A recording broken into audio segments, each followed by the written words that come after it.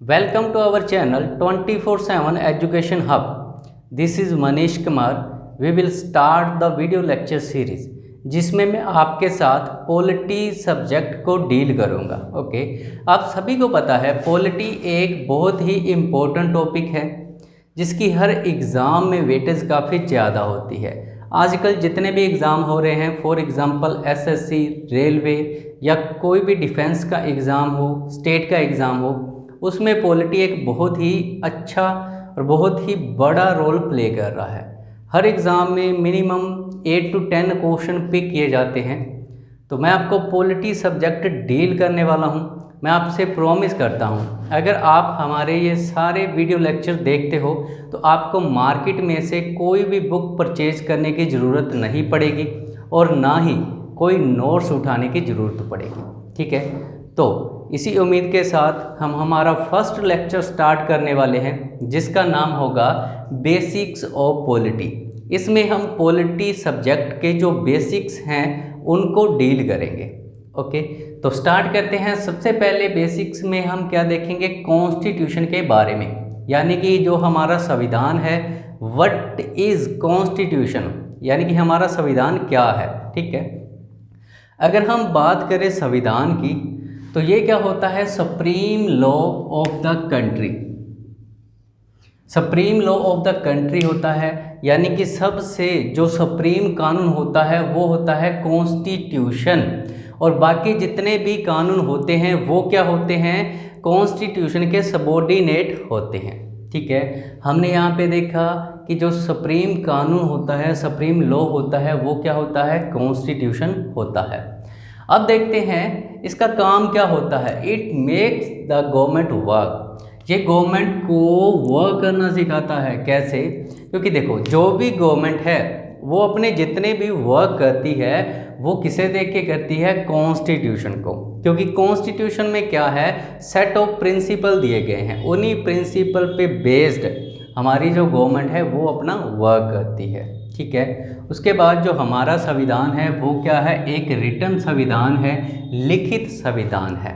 ठीक है, अगर हम देखें संविधान तो संविधान कितने टाइप के हो सकते हैं, तो जो भी संविधान होता है ये दो टाइप का होता है, एक होता है रिटन और एक होता है अनरिटन, लिखित संविधान और अलिखित संविधान। लिखित संविधान की अगर हम एग्जाम्पल देखें, एक तो हमारा प्यारा भारत इंडिया है और दूसरा यूएसए।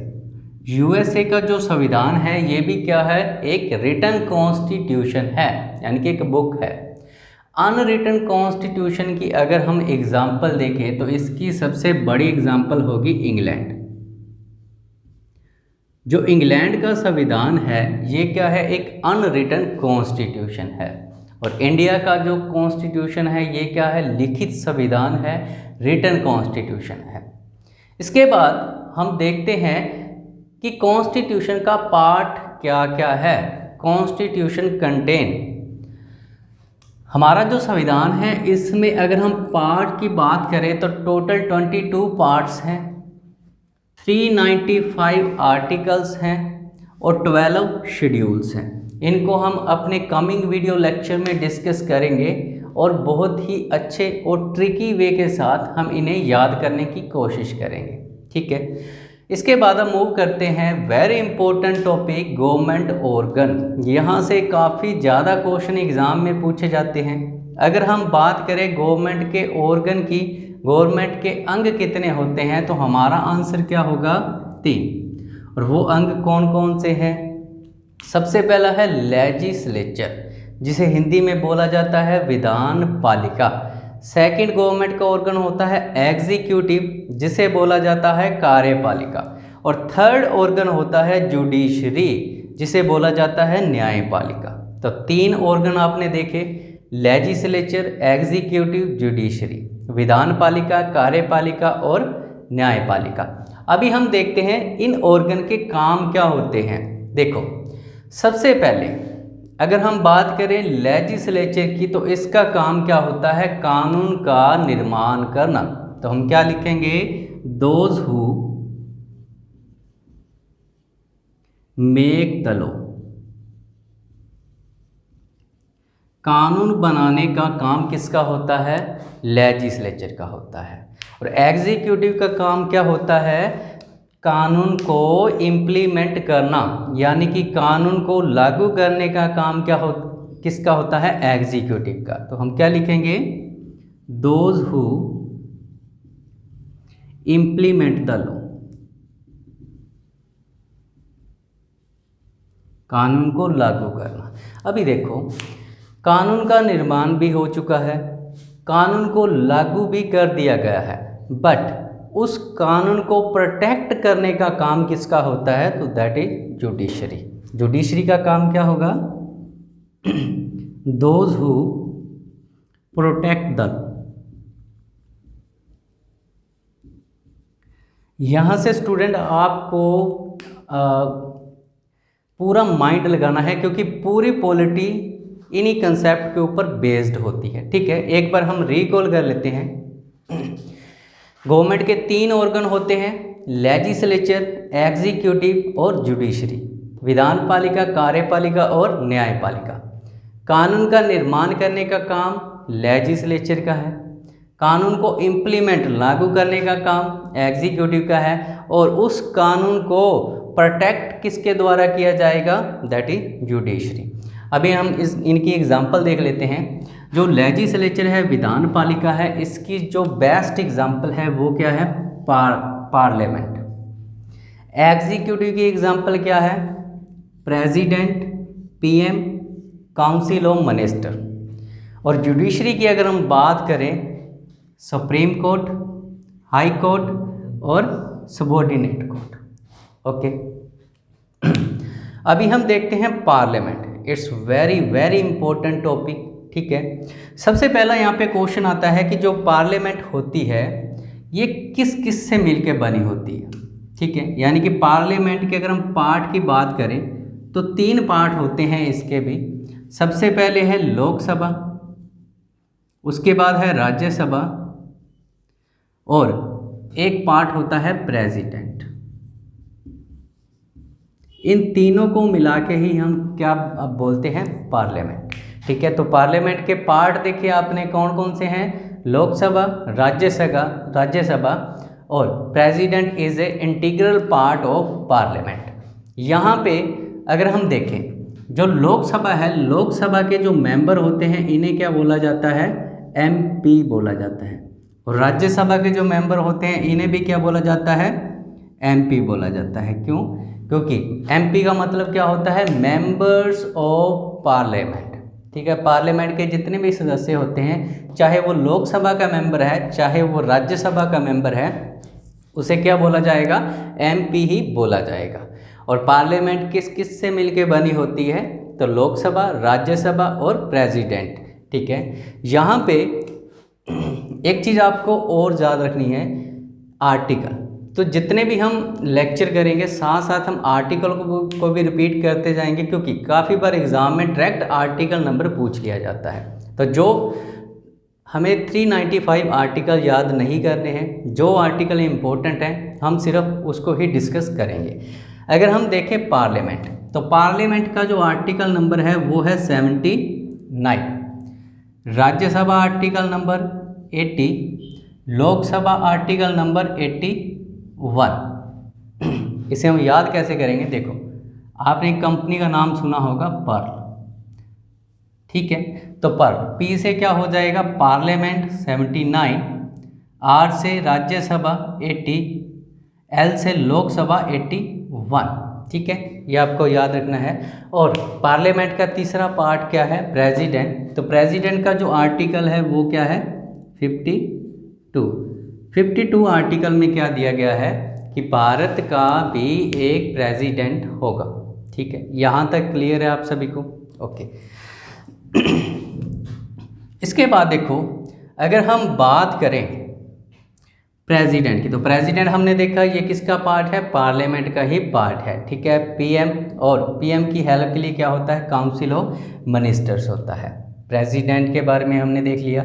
नेक्स्ट वीडियो लेक्चर में हम पीएम और काउंसिल ऑफ मिनिस्टर भी देखेंगे। ठीक है, एक बार आपको जस्ट बेसिक्स करवाया जा रहा है। ठीक है, हम पूरी डेप्थ में भी जाएंगे, बट अपने कमिंग वीडियो लेक्चर में, ठीक है। अभी आपको जस्ट समझना है कि पॉलिटी होती क्या है, इससे क्या है आपकी जो ग्रिप है वो क्या है स्ट्रॉन्ग होगी, ठीक है। इसके बाद देखो अगर हम देखते हैं सुप्रीम कोर्ट, हाई कोर्ट और सबॉर्डिनेट कोर्ट, ये क्या होते हैं, ये जुडिशरी का पार्ट है। यहाँ पे इनके आर्टिकल भी काफ़ी इंपॉर्टेंट हो जाते हैं। अगर हम बात करें सुप्रीम कोर्ट तो इसका जो आर्टिकल नंबर है वो है 124 to 147। और अगर हम बात करें हाई कोर्ट की तो इसका जो आर्टिकल नंबर है वो है 214 to 231। और अगर हम बात करते हैं सबॉर्डिनेट कोर्ट की तो इसका जो आर्टिकल नंबर है वो है 233 237। ये आपको आर्टिकल याद होने चाहिए। यहाँ से मैं आपसे एक MCQ क्वेश्चन पूछता हूँ जिसका आंसर आपको कमेंट बॉक्स में देना है। देखो आप हमारा जो सुप्रीम कोर्ट है वो तो क्या है एक ही है, ठीक है, जो कहाँ पे है दिल्ली में है, जिसका आर्टिकल नंबर 124 से 147 है। आपसे क्वेश्चन क्या है कि जो हाई कोर्ट हैं एट प्रेजेंट इंडिया में जो हाई कोर्ट हैं उसकी संख्या कितनी है, क्योंकि हाल ही में एक नया हाई कोर्ट बना है, ठीक है, आप सभी को पता होगा। तो आपको बताना है इंडिया में हाई कोर्ट कितने हैं, ठीक है। इसके बाद देखो अगर हम बात करें पार्लियामेंट की, ठीक है, तो पार्लियामेंट हमने देखा लोकसभा, राज्यसभा और प्रेसिडेंट को मिला के क्या बनता है पार्लियामेंट बनता है। उसी तरह ही स्टेट में भी क्या होता है, दो पार्ट हो सकते हैं या एक पार्ट, जैसे सेंटर में क्या है लोकसभा है और राज्यसभा है, ठीक है। तो स्टेट की अगर हम बात करते हैं तो स्टेट में भी पार्लियामेंट की तरह ही क्या होता है स्टेट लेजिस्लेटिव असेंबली और स्टेट लेजिस्लेटिव काउंसिल। जब स्टेट का वीडियो लेक्चर होगा उसमें हम इसको ब्रीफ में डिस्कस करेंगे, बट अभी हम एक बार बेसिक्स देख लेते हैं। देखो स्टेट में या तो एक सदन हो सकता है या फिर दो सदन हो सकते हैं, वो देखेंगे कैसे। देखो सबसे पहले जो स्टेट लेजिस्लेटिव असेंबली है इसका एक बहुत ही कॉमन नाम है जो आपने काफ़ी बार सुना होगा, इसका नाम है विधानसभा, ठीक है। और स्टेट लेजिस्लेटिव काउंसिल का नाम क्या है विधान परिषद, ओके। अगर हम बात करें इनके मेंबर की तो इनके मेंबर को क्या बोला जाता है, विधानसभा के मेंबर को बोला जाता है MLA,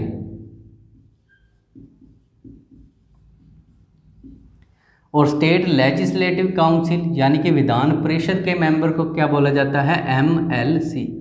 इसका मतलब क्या हुआ, MLA का मतलब होता है मेंबर ऑफ लेजिस्लेटिव असेंबली और MLC का मतलब क्या हुआ मेंबर ऑफ लेजिस्लेटिव काउंसिल। ये सेम वर्क है इनका। स्टेट में देखो सेंटर में क्या होता है लोकसभा होता है और स्टेट में क्या होता है विधानसभा होता है। सेंटर में राज्यसभा होता है और स्टेट में क्या होता है विधान परिषद होता है, ठीक है। इनके मेंबर को एक और कॉमन नाम है जिससे बुलाया जाता है। अगर हम बात करें स्टेट में स्टेट के जो मेंबर होते हैं उन्हें बोला जाता है विधायक, और सेंटर के जो पार्लियामेंट के मेंबर होते हैं इन्हें क्या बोला जाता है सांसद बोला जाता है। देखो एक वर्ड और एग्जाम में कई बार पूछा जाता है। देखो सेंटर की अगर हम बात करें तो पार्लियामेंट के कितने सदन हैं लोकसभा और राज्यसभा, तो इन दोनों सदन को मिला के हम क्या बोलते हैं, जो हमारी पार्लियामेंट है ये क्या है, तो ये क्या है ये बाई कैमरल है, बाई कैमरल सिस्टम है। बाई कैमरल का मतलब क्या होता है, बाई का मतलब होता है दो और कैमरल का मतलब होता है हाउस यानी कि दो सदन। और सेंटर में हमेशा क्या होगा आपको दो ही सदन देखने को मिलेंगे लोकसभा और राज्यसभा।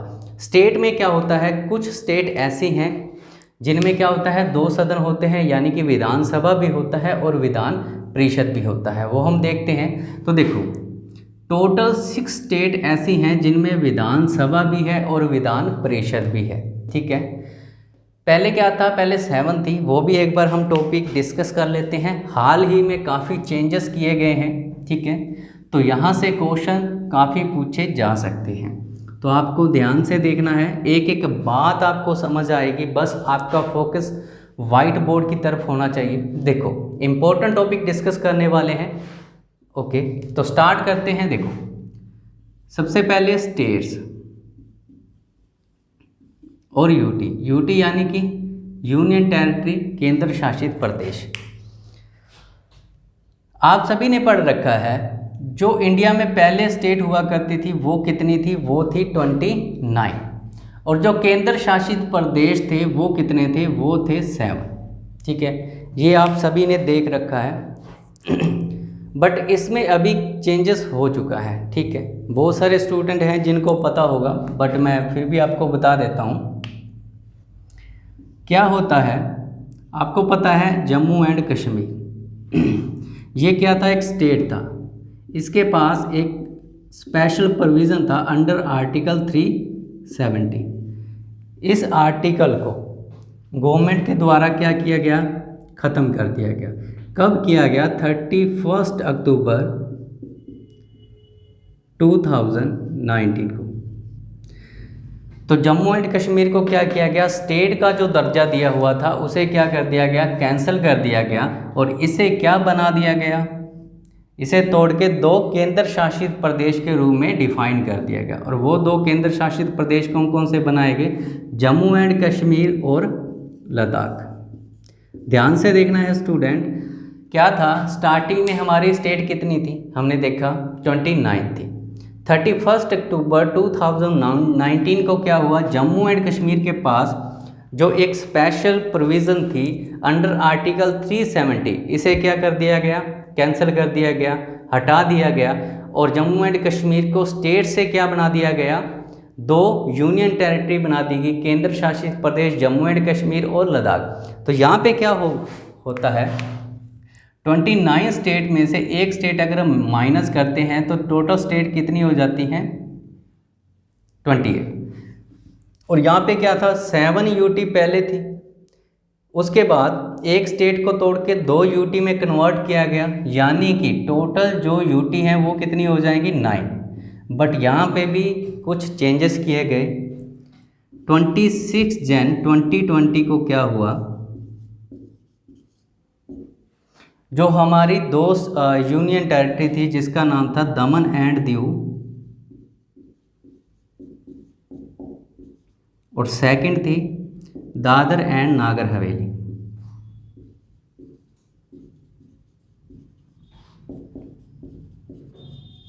इनको क्या कर दिया गया, मर्ज कर दिया गया। यानी कि अभी से ये 2 जो यूनियन टेरिटरी केंद्र शासित प्रदेश थे इनको क्या है, एक सिंगल यूटी कर दिया गया। तो यहाँ पे क्या हो जाएगा, 9 यूटी थी, 9 में से क्या हुआ, 2 को सिंगल कर दिया गया, सिंगल यूनिट, यानी कि एक माइनस कर दिया जाएगा तो कितनी, 8 हो जाएंगे। तो अभी अगर क्वेश्चन आए कि इंडिया में टोटल स्टेट्स कितनी है, तो हमारा आंसर क्या होगा, 28। और टोटल केंद्र शासित प्रदेश कितने हैं, तो वो भी क्या हैं, 8 हैं। यहाँ से कहीं से भी आपको क्वेश्चन पूछा जा सकता है कि जो स्टेट था जम्मू एंड कश्मीर, इसे यूनियन टेरिटरी कब बनाया गया, तो हमारा आंसर क्या होगा, 31 अक्टूबर 2019। और इसको स्टेट से जब यूटी बनाया गया तो क्या किया गया, 2 केंद्र शासित प्रदेश बनाए गए, कौन कौन से, जम्मू एंड कश्मीर और लद्दाख। तो अभी 28 स्टेट हैं और 8 क्या हैं, केंद्र शासित प्रदेश है। यहाँ पे एक टर्म आई है 31 अक्टूबर। 31 अक्टूबर को एक स्पेशल डेज होता है, आप सभी को पता होना चाहिए। वो कौन सा डेज होता है, तो वो होता है यूनिटी डे, यानी कि एकता दिवस। और ये एकता दिवस हम किसको संबोधित करते हैं, किस पर्सनैलिटी के लिए सेलिब्रेट किया जाता है, तो उनका नाम क्या है, तो उनका नाम है सरदार वल्लभ भाई पटेल। सरदार वल्लभ भाई पटेल। और इसी दिन 31 अक्टूबर 2019 को हमने क्या किया था, यूनिटी डे सेलिब्रेट किया। और सरदार वल्लभ भाई पटेल की एक स्टैचू को भी इनॉग्रेशन किया गया पीएम मोदी के द्वारा। कहाँ पे, नर्मदा नदी, गुजरात में। ठीक है, और ये जो वल्लभ भाई पटेल जी हैं, इनकी जो स्टैचू है वो दुनिया की सबसे हाईएस्ट स्टैचू भी बन चुकी हैं। ठीक है, हाँ जी स्टूडेंट, तो अभी हमने कॉन्स्टिट्यूशन के बारे में काफ़ी बातें डिस्कस की हैं, ठीक है। तो अभी कॉन्स्टिट्यूशन से रिलेटेड कुछ और फैक्ट हैं जो एग्ज़ाम में डायरेक्ट एमसीक्यू की फॉर्म में आते हैं। तो आपके सामने एक आपकी स्क्रीन पे एक क्वेश्चन है, आपको इसे सॉल्व करना है, ठीक है। हाँ जी, तो क्वेश्चन क्या है, the constitution of India was framed bye, यानी कि जो इंडिया का संविधान है वो किसके द्वारा बनाया गया। आपको इसका आंसर करना है, कमेंट बॉक्स में आप सभी को आंसर देना है इसका।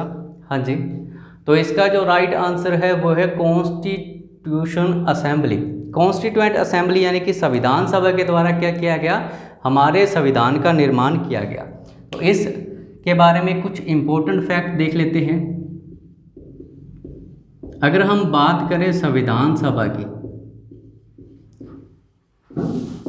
यानी कि कॉन्स्टिट्यूएंट असेंबली, तो सबसे पहला क्वेश्चन क्या आता है कि जो संविधान सभा है इसे किसकी रिकमेंडेशन पे लाया गया, यानी कि इसको बनाया किसने। तो हमारा आंसर क्या होगा, ये किसकी रिकमेंडेशन पे आई, तो उसका नाम था कैबिनेट मिशन। कैबिनेट मिशन ने सुझाव दिया था कि इंडिया का जो संविधान है, संविधान का निर्माण कौन करेगा, संविधान सभा करेगी। और कैबिनेट मिशन कब आया था, तो 1946 को आया था। काफ़ी बार क्वेश्चन पूछा गया है कि कैबिनेट मिशन जो इंडिया आया था 1946 में, इसके मेंबर कितने थे। तो इसके 3 मेंबर थे, जिसको आप पैक से याद करोगे। पी से क्या था, पैथिक लॉरेंस, पैथिक लॉरेंस। ए से अलेक्जेंडर, और सी से क्या है, क्रिप्स, स्टेफोर्ड क्रिप्स। ये 3 पर्सन थे जो कैबिनेट मिशन जो इंडिया आया था 1946 में, इनका पार्ट थे। और कैबिनेट मिशन ने क्या बोला था, भारत का जो संविधान है इसका निर्माण किसके द्वारा किया जाएगा, संविधान सभा के द्वारा किया जाएगा। और संविधान सभा ने क्या किया, हमारे संविधान को बनाने में इसे कितना टाइम लगा, तो 2 ईयर 11 मंथ एंड 18 डे।